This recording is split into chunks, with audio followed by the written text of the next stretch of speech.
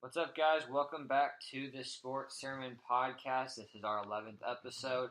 Obviously, a little bit of a lull in the basketball world right now, as we've got a week until the NBA draft. As of right now, I'm Jason Gandhi. Alongside me is Dylan Staggy. We're changing up a little bit. I'm going to be hosting, so don't know if this is a long-term, short-term thing, but let us know if you guys have a preference. But yeah, of course, this podcast can be found on Periscope, YouTube, SoundCloud, iTunes. You can find Dylan on Twitter at StaggyDylan. You can find me on Twitter at JGandhi2425. Make sure you follow us on Twitter as a show at The Sports Sermon, sports with a Z. Today we're going to get into all the rumors around the NBA. As Dylan said every time of these podcasts recently, it is rumor season. But along with that, we're going to draft players that are under 25 in the NBA. It's going to be a 7-player draft for each of us, and then you draft a coach.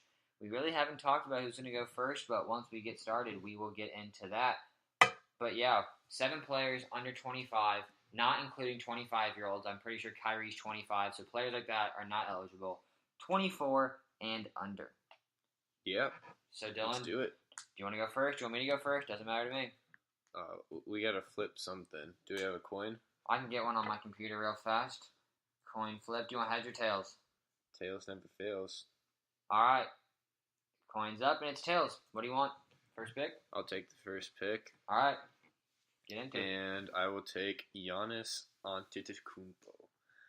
So Giannis, I think he's definitely the best player under 25 right now. Still only 23, I believe. At the moment, does it all for the Bucks. He can handle the ball, drive to the basket, plays insane defense, and really is the epitome of this positionless basketball that these young guys are playing. So he's the guy I want to build my team around. Good. Actually, I'm glad you took him because it gave me the best future in the draft. With my next 2 picks, I'm going to be taking Mr. Ben Simmons to start my team off with my point guard and Karl Anthony Towns at the center position. And you may ask why I'm so excited, but as we all know, Cat doesn't play defense, and as we all know, Ben Simmons can't shoot. But Ben Simmons, of the players that I have on my draft board, is the best point guard by a lot, and I think Cat is a lot better than Embiid at this stage, so I am very excited with my team getting my star point guard and star center. It's going to be a Lob City Part 2 up in this team city. I don't know where I'm relocated, but wherever I'm located, we'll be throwing lobs. All right, okay. Yeah. So with my next 2 picks, I'm going to go with Donovan Mitchell first. Good pick. For sure. Pick. The rookie of the year out of this draft class, obviously, Ben Simmons is going to get it because he had a better year because it was technically his rookie year. He didn't play in 2016, but Mitchell gives me another ball handler, somebody that can play off the ball, somebody just very explosive, and I think he'll go along well with Giannis. And then for my second one, I'm going to go ahead and take Jason Tatum. Wow. Well, you got to explain that. So So now you have no bigs as of now. see, I think the bigs are pretty deep. There's a lot of these young big guys that are really versatile and can do a lot. So, and also the threes aren't very deep. The only 3 true threes that I have listed on my board are Tatum, Brandon Ingram, and Kuzma. So I'm going to go ahead and take my favorite one out of those and go with Jason Tatum. All right, you gave me now a fantastic front court. I was going to go with Kristaps Porzingis, but now I don't need to. I'm going to go with Joel Embiid, who can now play the 4. Embiid and Cat are definitely going to run my front court, and we're not going to miss any second chance opportunities. And then to give me some shooting, I don't have much shooting in the backcourt right now. I got Simmons, and I think a good fit for him has got to be Bradley Beal. I mean, Bradley Beal, we've yet to see him when he's got a backcourt, but he's the only shooter, and I really think this is a good fit. Simmons can dish the ball to Beal. Beal will be averaging like 30, 35 a night now. Simmons getting like 65 assists. My bigs, I'm really liking the way my team's shaping out. Okay. So for my next 2 picks, I'm going to go with a couple of big white guys down low. So I'm assuming Staps. Is that the first white guy? Kristaps Porzingis. Obviously, he's been great for the Knicks so far. Hasn't really had anybody to play alongside, and I think he'll be a great addition to my team. And then Nikola Jokic to go along with him. Really? I did not even have him on my board. So the way I did it was I had 4 point guards, 4 shooting guards, 4 small forwards, 4 power forwards, 4 centers on my board. I had him as my 5th center. I didn't even have him on my board. You got to explain the Jokic pick to me. I mean, Jokic, he does it all. He can shoot. He's a great passer on the offensive side. Obviously, you're giving up a little bit on the defensive side, him being your center. But, I mean, I feel the same way about Cat. Obviously, Cat's better, but at everything than Jokic, besides maybe passing. But Jokic just gives me a lot of versatility at the center position for what's available right now. So you like his game even though he'd be around a lot of good players? I feel like he excels in Denver because there's not that as many like stars that need the ball. It's like he can back it down and then work. So like you're going to have Giannis who needs the ball a lot. You're going to need Tatum who needs the ball a lot. Mitchell, like you like that? Yeah, because Jokic is just so versatile. Like I've mentioned a few times now, he can pass the ball. He's great at that. He's an unselfish guy. Okay. And he can step out and shoot the ball too, so he's not clogging Giannis and Donovan Mitchell's lane. I feel like they'll be able to have some extra lane spacage. I'm with you. Okay. To work with. I disagree with the mentality, but I mean that's what makes these teams. I'm gonna roll with getting probably my 2nd favorite player on my big board, maybe my 3rd favorite player on my big board. I'm gonna go with Brandon Ingram. I think Ingram is one of the most underrated player, if not 2nd or 3rd most. People don't talk about him due to all the hype around Lonzo. If Victor Oladipo didn't do what he did this year, I think he is such a candidate for most improved player of the year. He had such a fantastic season. Injuries obviously bogged him down, but Ingram with a fantastic season. I think he fits this team nicely with a guy that can dribble, drive, and create, but also shoot if Simmons has the ball in his hand. So that makes my starting 5: Simmons, Beal, Ingram, Cat, and Embiid. Now I look for my 6th man. I see Jaylen Brown as an option. Lonzo's not a good enough 6th man. Do I go big? I'm going to go... Actually, I just added him to my big board right before this pod started. I'm going to go with Devin Booker. And my reasoning for that is because he is a scorer. I hate his defense. Don't get me wrong. His defense is atrocious. But as my 6th man, I want a guy that can just come out and shoot the rock. And this guy could be my 6th man of the year. I'm rolling with Devin Booker.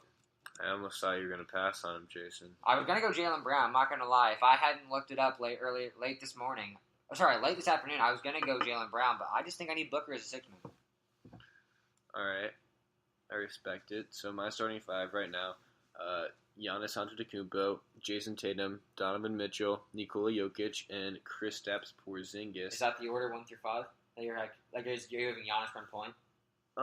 Probably most of the time, yeah. Okay. Obviously, I'll switch Tatum to the 3 and Mitchell to the 2. I have them out of order on there, and then Porzingis would play the 4, Jokic at 5. That's a long lineup. Mm-hmm. Yeah. All right, so I got 2 picks to fill out my bench now. How are you going between? And it's tough. Yeah. There's a lot of guards with potential. Really? I thought it was tough to find point guards. What point guards do you have on here? I'm just curious. I'm thinking between Chris Dunn, Markelle Fultz, D'Angelo Russell's on there, Zach LaVine, even Lonzo. That's crazy. The other guys you just mentioned, I had 2 of them, D'Angelo Russell and Lonzo Ball. I did not have Fultz, did not have Chris Dunn, did not have Zach LaVine. You know what? I'm going to go with Zach LaVine. Why's that? I think he's just an explosive player that can come off the bench and score the ball. I mean, he can play point guard, which my team doesn't have a true point guard. Yeah. So I like that. He can also shoot the ball. So yeah, Zach LaVine. Okay. So that's your 6th man, right? That's my 6th man. I like that. And then 1 extra guy for the bench. Yeah. I'm going to go with... I'm between Lauri Markkanen and Julius Randle right now. 2 very different games there. Markkanen, the shooter. Randle, the opposite of a shooter. He is no shot, but can bruise his way down there. Yeah, I'll have to go with Randle because I just have so much shooting on my team already. I feel like I could use another bruiser down low. Jokic and Porzingis, not much of the type to go down there and fight for a rebound, fight for a bucket. So, Julius Randle coming off my bench, and that's my 7. Giannis, Donovan Mitchell, Jason Tatum, Kristaps Porzingis, Nikola Jokic, Zach LaVine, and Julius Randle. I like that team a lot. Right now, my team is Simmons, Beal, Ingram, Cat, Embiid, Booker coming off the bench. And what I mentioned at the top, Cat and Embiid aren't great defensively. Embiid showed some progress this year. So I'm going to go with another big just to shore up my backcourt in case Ben Simmons and Beal can't get the job defensively. I'm going to go with Steven Adams. I really like Steven Adams. I think he is one of the best defensive bigs. I was between him and Capella and even Aaron Gordon, but I just think Steven Adams, he knows what it's like to win. He knows what it's like to not have to be the first option as he plays at Westbrook. I really like Steven Adams here. So that's my 7. Let's get into our coach. This is where it gets interesting because you've got to get a coach. You can't necessarily just go with who's the best coach in the NBA. You've got to look at fit and what system they run now. Do you want me to go first or do you want to? You got it. Okay, so I look at my team. Simmons, definitely a pass-first point guard. I got Beal and Ingram, not great shooters. Beal is. Ingram, not a great shooter, but definitely a driver. So definitely a drive-and-kick kind of team. That's going to need a lot of picks and rules. It sounds crazy because I mentioned that we don't have that much three-point shooting, but I like the way they play. I'm going to go with Steve Kerr and the head coach of the Golden State Warriors. I really think his ball movements was going to make my team flourish. I was between him and Coach Walton, my actual Laker coach. I love the way he's coached these young guys, and obviously because these guys are so young, I think he'd be a great fit. But I'm going to go with Steve Kerr due to the fact he knows what it takes to get guys to buy in. He knows how to manage egos. But most of all, he knows how to get them to move the ball, and that's what this team's going to do. We're going to have 2 stretch-it-out centers. We're going to have a pass-first point guard, and I think this team's winning the championship. All right, not after I take Greg Popovich. Really? For a lot of the same reasons. I have a lot of guys that can really be unselfish and pass the ball around, and I think that he can help them with that because I don't have a true pass-first point guard on the roster to really get these guys going. So I think Popovich will help them to really get his offense going, help them to share the ball, and really just get things going for the team. You also said manage egos. I think Popovich is even better at that. So, yeah. I got to ask you then. We have our 7. You have your coach. If we both got an 8 spot, who do you think's the best player available?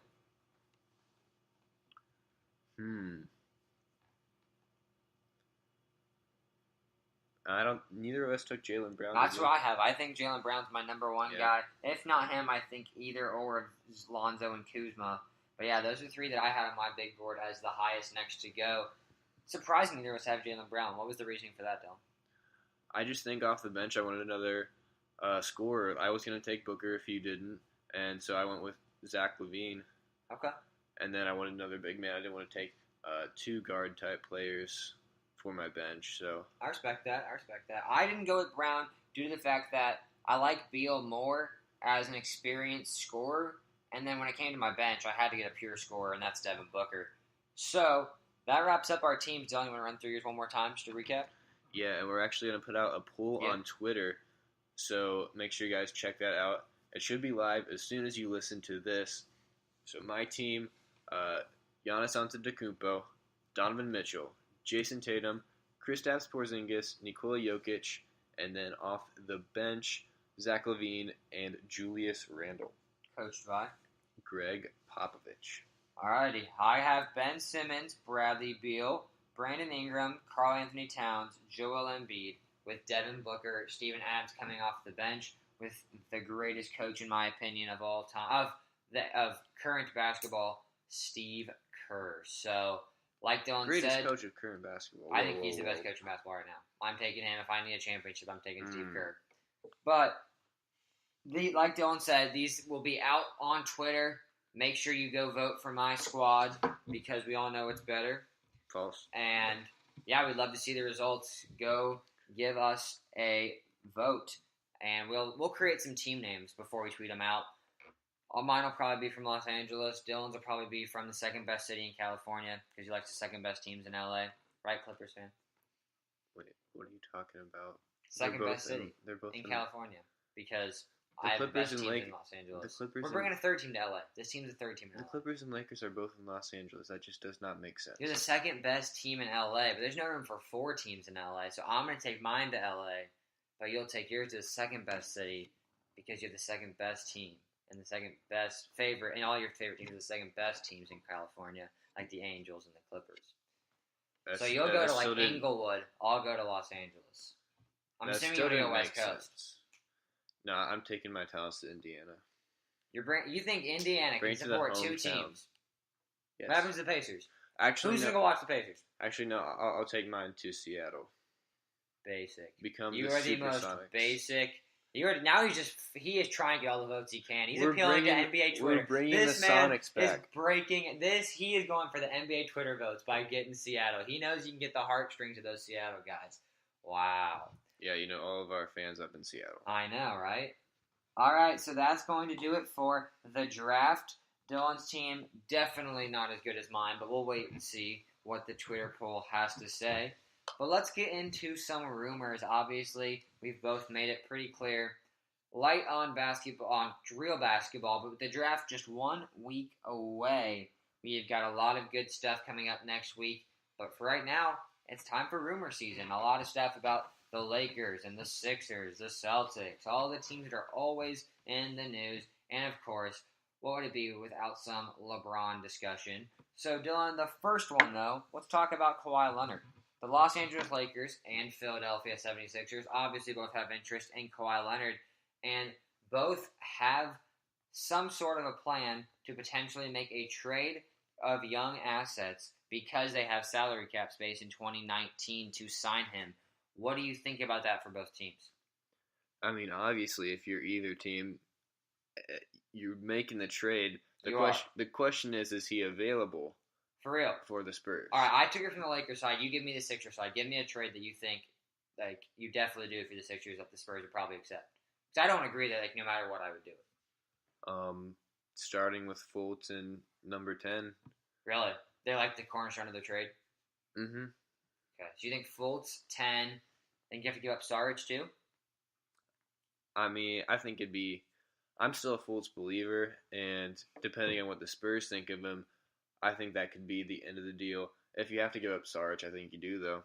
You give up Saric, Fultz, number 10, all that for Kawhi? Yeah. Wow. All right, so I went with the Lakers approach, obviously, and I decided after thinking about it, I would give up anybody but Ingram and Lonzo. I don't think it's worth trading either of them because we can wait 1 year and try to sign him because even if he does get traded to the Sixers or whatever, we still can try and sign him. So I don't want to make a trade for a 1-year rental if it includes our 2 best pieces. I would do any package of Kuz, Hart, Zubac, 2018 first rounder, 2019 first rounder, and obviously Luol Deng for cap reasons, like to balance out the contracts. But I think I would do Hart, I think I would do Zubac, and I think I would do Kuzma.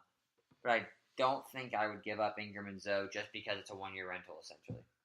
I don't think it's a 1-year rental. But what's stopping this guy from going to LA if you're Philadelphia? Or going to Philadelphia if you're LA? Like, what if it doesn't go well? I think he'll like either place.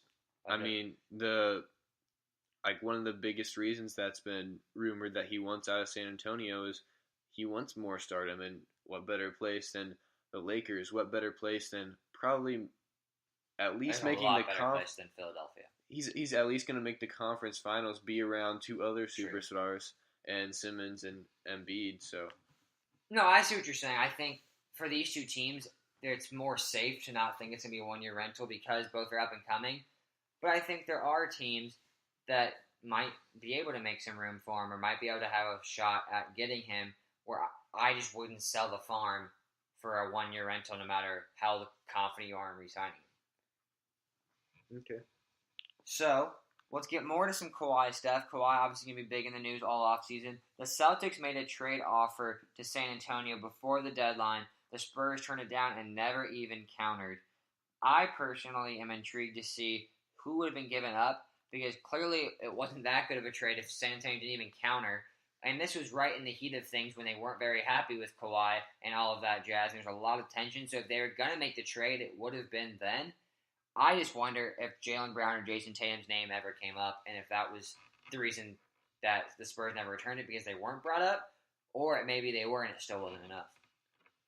I don't really agree that that was the time that they were going to make the trade. Obviously, they were unhappy, but at the trade deadline, they were still hoping that he was going to come back for the playoffs and everything, and that he was still going to help them possibly make some crazy run for the championship. I mean, you remember last year, they were competing with the Warriors. They were neck and neck before Kawhi got injured. Beating them by 15, I think. Like, they were not just, like, down by 2. Like, they were beating I'm talking about the series as a whole. Oh, I mean, it was game 1. I know what you're saying.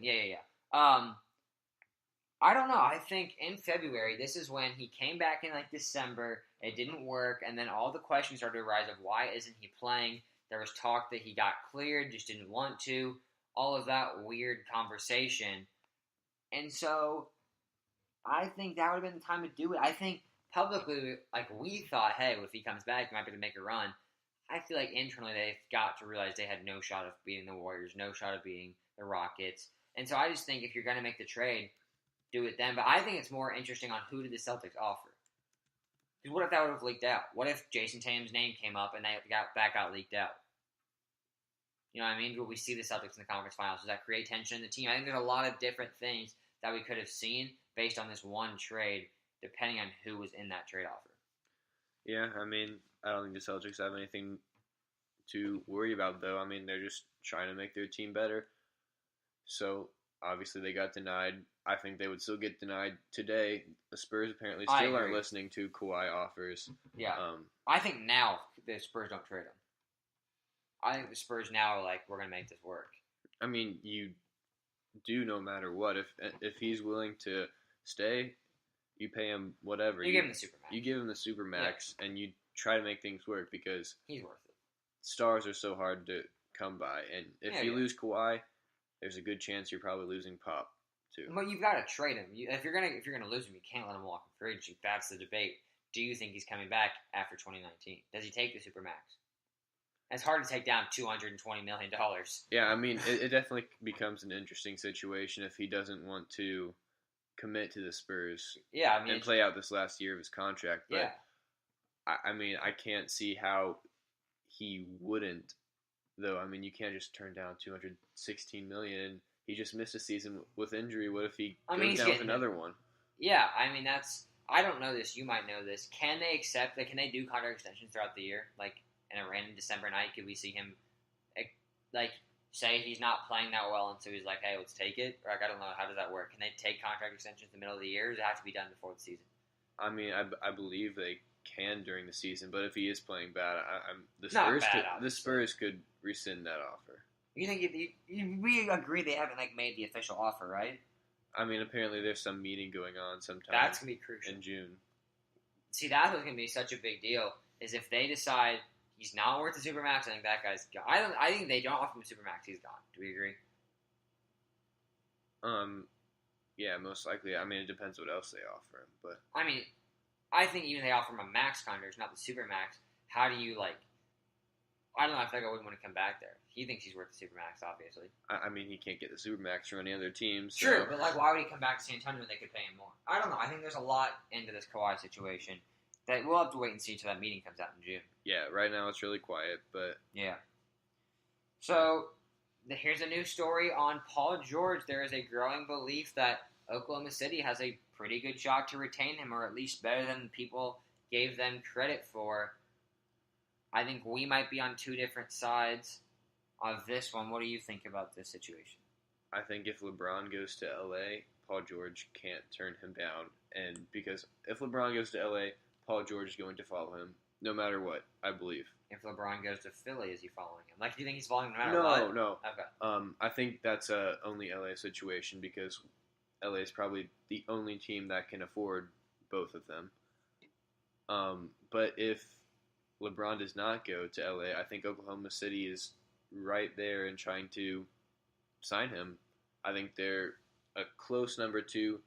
to the Lakers, I still think that Russell Westbrook and Paul George can play together because Paul George doesn't need the ball in his hand all the time. He can spot up, shoot. He's a great defender. He can do other things. He doesn't need the ball in his hands like some other superstars that probably can't play it alongside with Russell Westbrook. I still think they can make it work. My thing is you got to get Melo out of there, though. I mean, that's a different discussion for a different day. But I mean, I'm surprised how you say you think Westbrook can play as another star. I think you're on the minority of that discussion. I think there's no way a star can play with Russell Westbrook. That dude is too dominant with the ball with his stat line.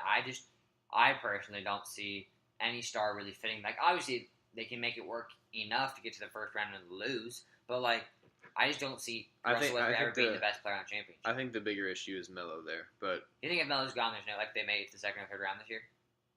I mean, you also have to spend there's a lot of $25 million somewhere else, and I think if they spend it well, they could have at least made it a couple. I got you rounds, but okay. I don't know. I never really counted out the Oklahoma City Thunder. I think Paul George is definitely going to talk to the Lakers, definitely going to talk to them. And then I think the Rockets and Sixers are teams that people have really left out. And I'm sure there's probably a team or two more. You might talk to Dallas. You might talk to Chicago. Like, I don't think this is as done of a deal as people want to assume it is. I think Paul George liked being the star in Indiana. Although he didn't want to stay in Indiana, I think he would not be opposed to being the star again. I think he will talk to all of those teams.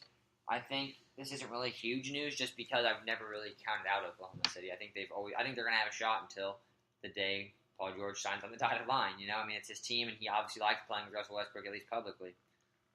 Low-key, he should come back to the Pacers, though. I think you wouldn't accept him. Yes, I would. As a Pacers fan, you're accepting Paul George.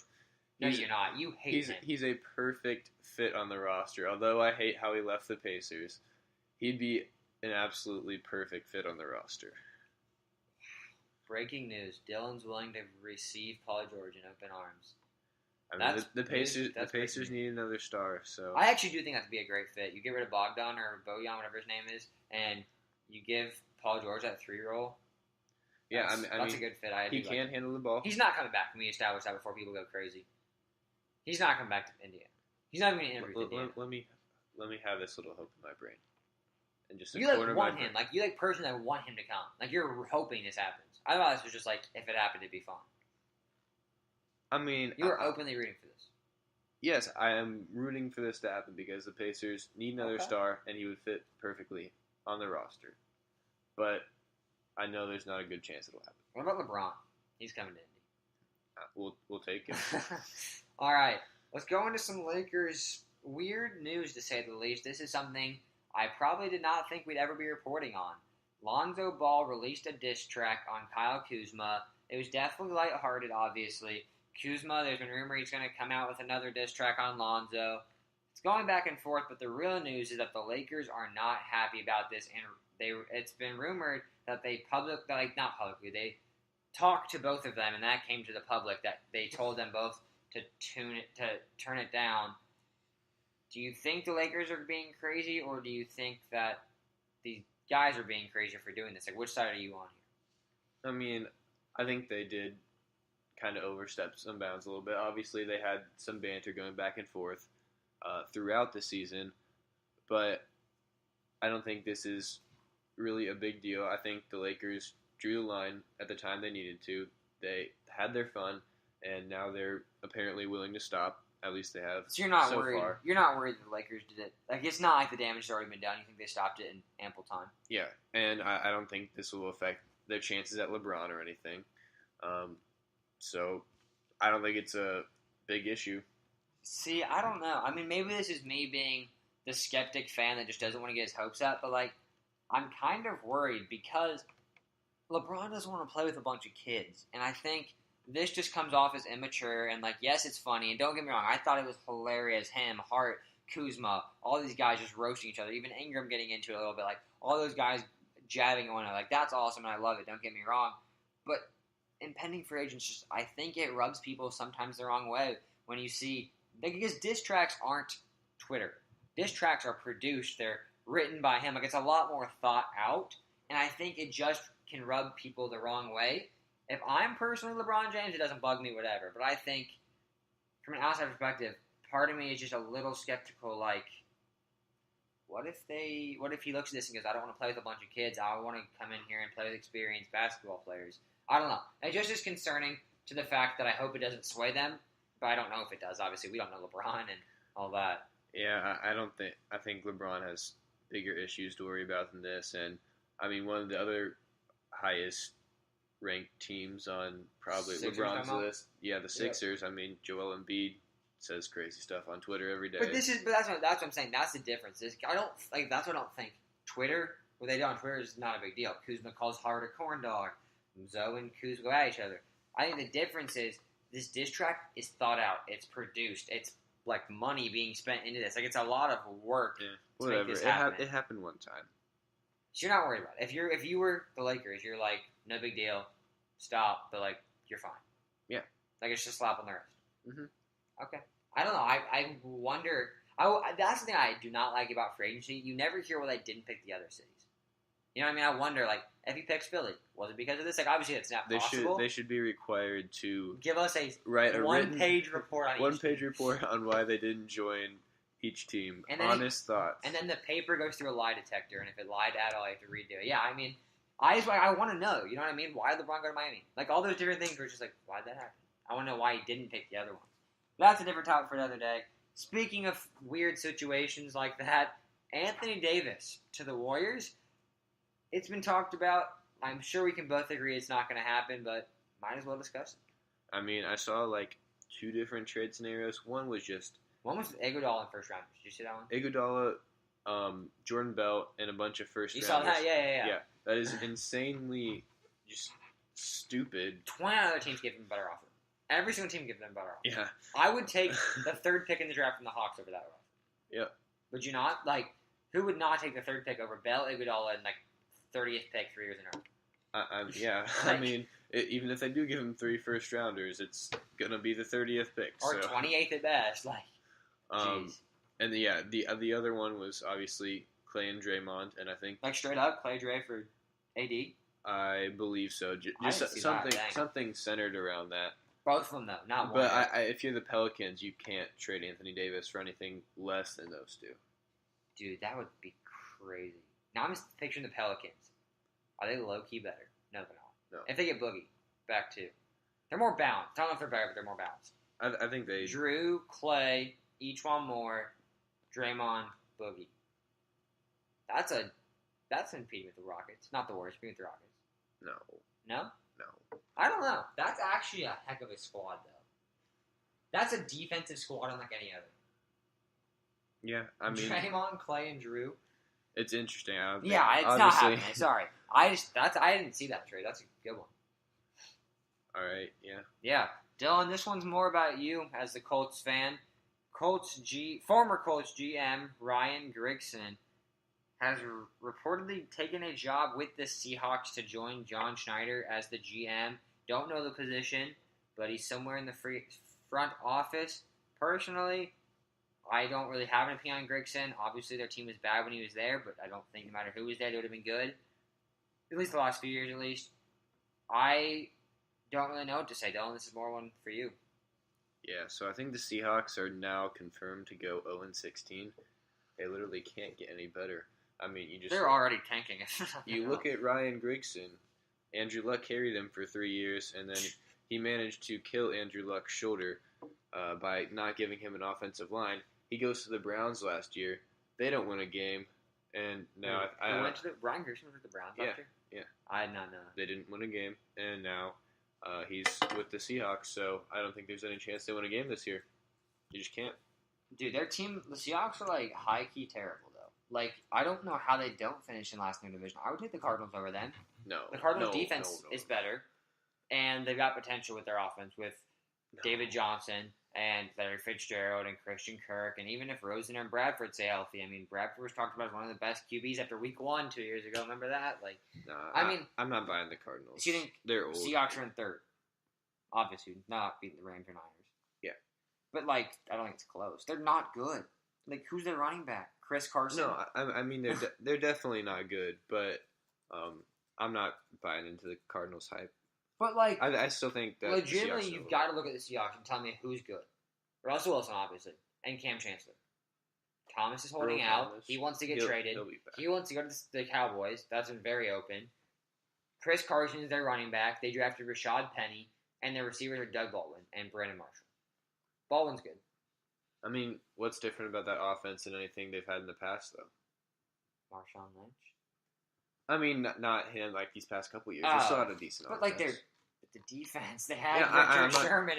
I mean, they do have Bobby Wagner. I'm not buying the Seahawks either. I just say that they're better. They're better than the Cardinals. Yeah. I mean, that's definitely 6-10, 7-9 for the Seahawks. Not that I need to verify you, but I'm checking. Yes, he was a senior personnel executive for the Browns. I did not know that. But when we get into the NFL preview, I mean, this is a good time to wrap it up. That's the last thing we have. When we start getting into NFL previews, that would definitely be something that's interesting. We'll talk about who did the best, who did the worst of the offseason.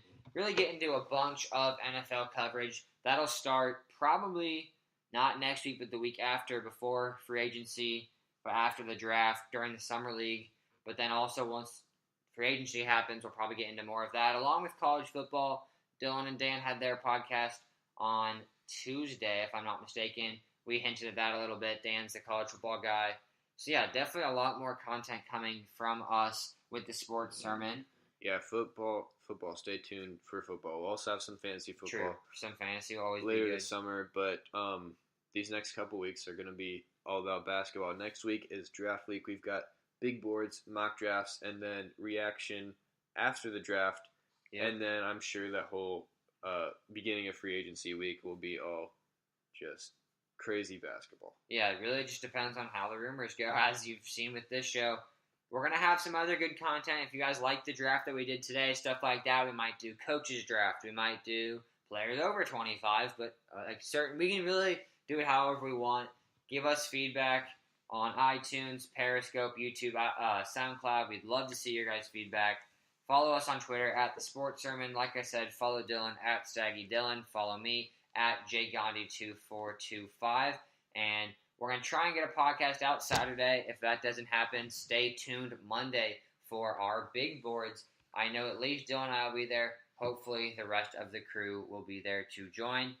Thank you for listening. Like I said, follow us on social media, and that'll do it. Deuces. See ya.